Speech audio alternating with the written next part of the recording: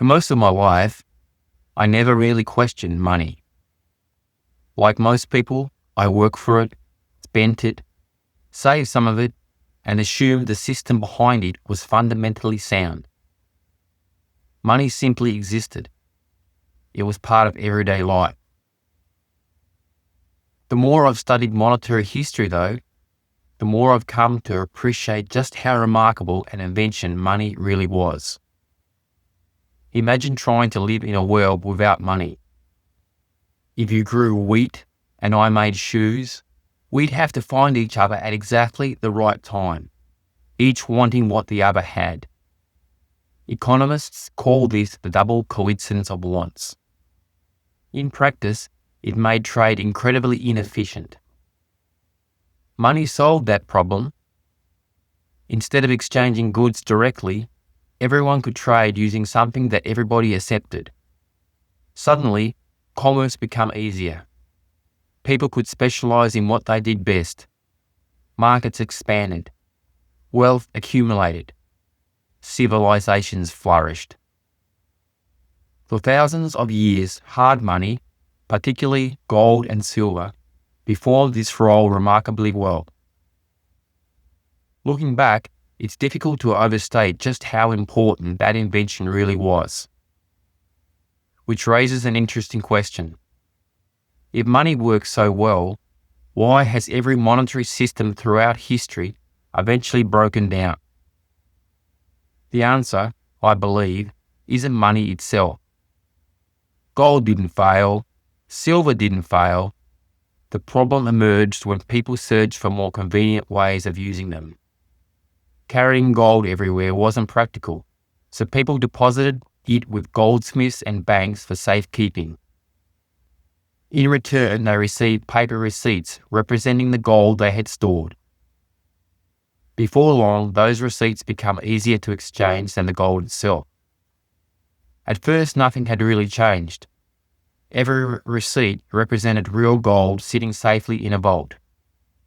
But then an obvious temptation appeared. If most people never collected their gold at the same time, why not issue more receipts than there was gold to back them? History suggests that temptation proved remarkably difficult to resist. Different societies approached it in different ways. Kings clipped coins. Governments suspended convertibility. Banks expanded credit. Today, central banks create additional fiat currency. The methods changed. The outcome rarely did. Over time, monetary systems drifted further and further away from the scarce asset that had originally given them credibility. The weakness wasn't gold. The weakness wasn't silver. The weakness was that somebody always possessed the authority to change the rules. That made me think about something else. If that weakness was so obvious, why did civilization keep repeating the same pattern? I don't think it's because people were foolish. I think it's because until very recently, there simply wasn't another way. Every monetary system needed somebody in charge. Someone had to issue the currency. Someone had to maintain the ledger. Someone had to settle disputes. Someone had to decide how the system operated.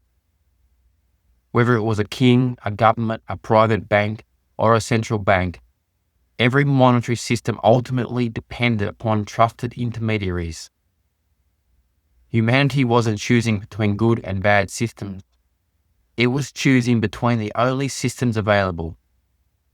Then, in 2008, something extraordinary happened. An individual, or perhaps a group of individuals, using the name Satoshi Nakamoto, published a 9-page paper describing a completely different approach to money. The following year, Bitcoin came to life. For the first time in history, it appeared possible to operate a monetary system without placing ultimate control in the hands of any individual or institution. That, to me, is Bitcoin's real innovation. It isn't simply digital money. We've had digital money for decades. When you use your debit card or transfer money online, you're already using digital money. Bitcoin's breakthrough is that nobody gets to rewrite the monetary rules. Instead of trusting people, Bitcoin relies on transparent rules that everyone can verify. Instead of a central authority maintaining the ledger, thousands of computers around the world independently maintain identical copies. Instead of asking us to trust better people, Bitcoin asks whether we can build a system that requires less trust in people altogether. That's a profound shift. Human nature hasn't changed. Governments will still seek greater control. Banks will still pursue a profit. Individuals will still act in their own self-interest. Bitcoin doesn't attempt to eliminate those realities.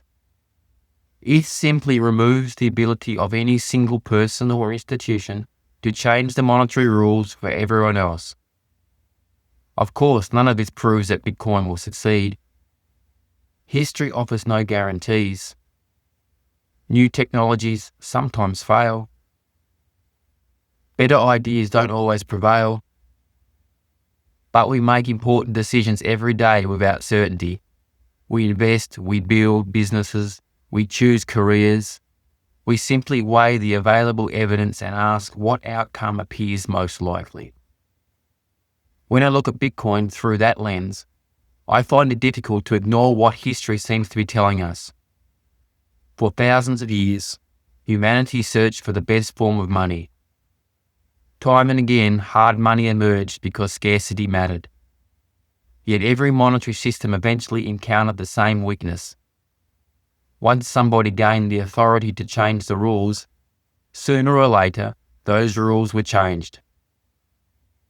Bitcoin is the first monetary system specifically designed to remove that weakness. Will it become the world's preferred form of money? Nobody knows. Perhaps it will. Perhaps it won't. But for the first time in history, humanity has an alternative to the monetary model it has relied upon for thousands of years. And whether Bitcoin ultimately succeeds or not, I think that alone makes it one of the most important inventions of our time. If you've enjoyed this video, I'd love to hear your thoughts in the comments. Alternatively, if you prefer reading, click the link below for my Substack essay on this same topic. Thanks for watching, and I'll see you in the next one.